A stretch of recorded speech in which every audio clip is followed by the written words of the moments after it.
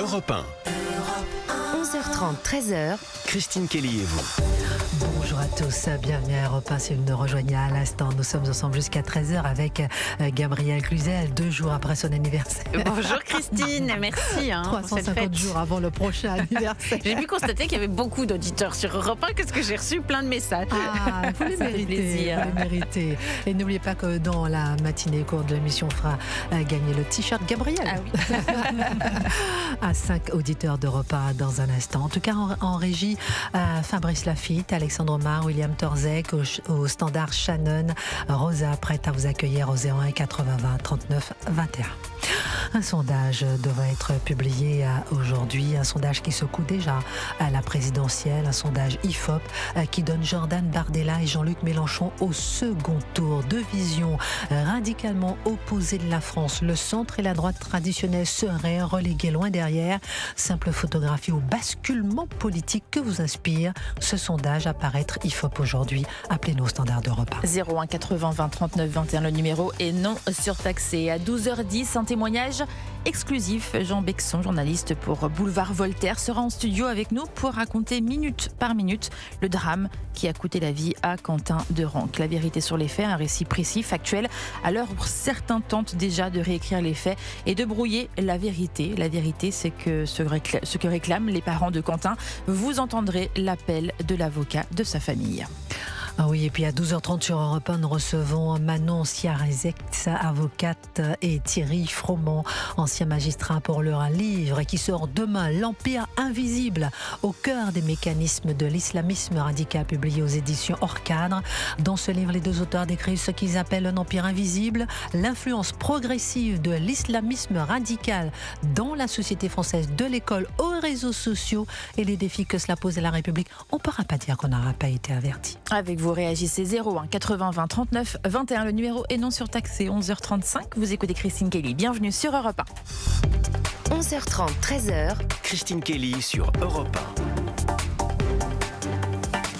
Alors bien sûr, l'actualité aussi, c'est aussi les stations-service. N'hésitez pas à nous appeler si vous avez vu des dérapages au niveau des stations-service, les prix à la pompe. Nous sommes toujours à votre disposition pour pouvoir écouter vos témoignages et ce que vous vivez au quotidien. 01 80 20 39 21. D'abord, ce sondage IFOP qui devrait paraître officiellement dans la journée, Gabrielle Cluzel, et qui donne Bardella, Mélenchon au second tour. Avant d'avoir un auditeur qui nous a appelé sur ce sujet, qu'est-ce que cela dit de la société française? Qu'est-ce que cela dit de cette présidentielle à venir, Gabrielle Cluzel? Pourquoi ça choque? Alors, plusieurs choses. Le premier point, quand même, c'est que quand on regarde le sondage, on voit qu'il y a Bardella très très haut et Mélenchon vraiment loin derrière. C'est pas un coude à coude, parce que c'est là, ce sera un autre coup de tonnerre. Mais néanmoins, ça montre que la dispersion générale des voix finalement de ceux qui s'opposent à Bardella, enfin en tout cas de ses concurrents, génère la possibilité, sur un malentendu ou sur un coup de chance pour Jean-Luc Mélenchon, d'accéder au deuxième tour. Alors moi je crois que ça doit vraiment être une petite lampe rouge qui s'allume dans la tête de tous ceux qui sont effrayés par LFI. Il faut quand même qu'ils s'en rendent compte. C'est-à-dire que tout ce qui va permettre à la France insoumise et à Jean-Luc Mélenchon, doit-on rappeler ses outrances récentes, c'est même plus des outrances, enfin ces provocations multiples et variées. Donc tout ce qui va permettre à la France insoumise finalement de grimper, eh bien peut conduire à cette situation-là, une situation évidemment de polarisation de la France, mais une situation quand même qui a de quoi faire poser des questions. Donc même la question des municipales, finalement, elle est liée. Tous ceux qui feront des unions avec la France insoumise, qui les légitimeront, qui diront oui, bon, enfin c'est pas très grave, on va oublier, embrassons-nous Folleville, tout va bien se passer et oublions ce qui s'est dit. Eh bien non, ça va contribuer à faire des marchepieds. Donc moi je crois que ce sondage, dont on peut discuter, parce que évidemment, il y a autant de sondages, autant de résultats, mais doit quand même être un signal d'alerte très fort pour ceux qui sont effrayés par la France insoumise. Bonjour Jean-Michel, vous nous appelez de la Vienne. Les partis traditionnels, selon vous, n'ont pas réussi à convaincre, ne réussissent pas à convaincre, selon vous? Comment vous réagissez avec ce sondage qui devrait sortir, ce sondage IFOP qui donne Bardella-Mélenchon au second tour de la présidentielle? Oui, bonjour Christine. Est-ce que vous m'entendez bien? Parfaitement bien, mon cher Jean-Michel. J'ai un problème avec mon téléphone, donc c'est pour ça. Ok. On vous entend bien. Donc, les votes extrémistes sont avant tout, enfin, extrémistes, ou du moins qui sortent un peu de ce qu'on appelle l'arc républicain, sont surtout le résultat d'un désespoir. D'un désespoir des partis qui sont qu'on appelle traditionnellement des partis de gouvernement. Voilà. Et donc, il faut chercher pourquoi ces partis désespèrent leur électorat au point de les pousser vers des partis, on va dire, plus en dehors de l'arc républicain. Et tant que cette analyse... Oui, parce que pardonnez-moi Jean-Michel de vous interrompre, mais le désespoir peut se traduire par l'abstention ou par, effectivement, Bardella-Mélenchon. Plus maintenant. L'abstention, non. Maintenant, les gens n'hésitent plus à voter pour des partis qui avant pouvaient faire peur et qui maintenant ne font plus peur.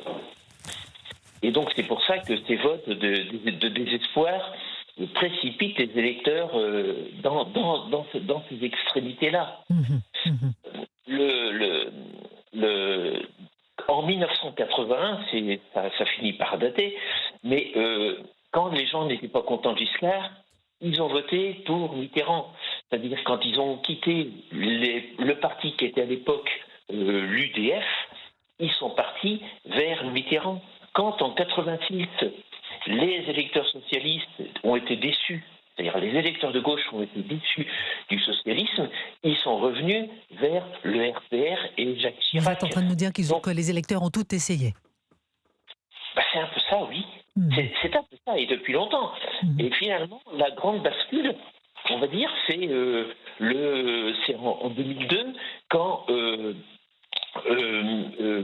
Jospin n'a pas pu se présenter au deuxième tour. Voilà, Jean-Marie Le Pen a effrayé, si on peut se permettre l'expression. Oui. Alors, c'était pas Marine Le Pen à l'époque, c'était Jean-Marie Le Pen. Oui. Hein, et quand il est arrivé, c'est parce que finalement, l'électorat socialiste, là quand même, c'est l'électorat de gauche, s'est détourné, y compris dans les banlieues rouges, des socialistes pour aller vers Jean-Marie Le Pen. C'était quand même un comble de désespoir que de quitter Lionel Jospin, qui avait quand même travaillé avec le Parti communiste, puisqu'il avait des ministres communistes dans son gouvernement, mais tout ça pour que, même dans des banlieues traditionnellement rouges, on aille vers Jean-Marie Le Pen.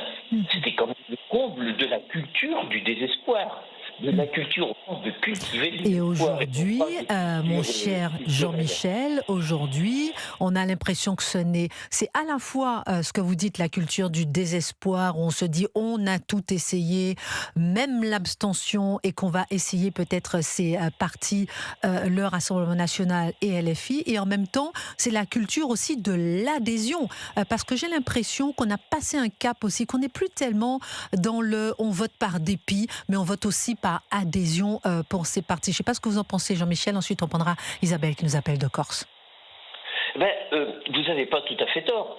Mais au bout d'un moment, on vote une fois par dépit. Puis on vote deux fois par dépit. Puis au bout d'un moment, c'est ça.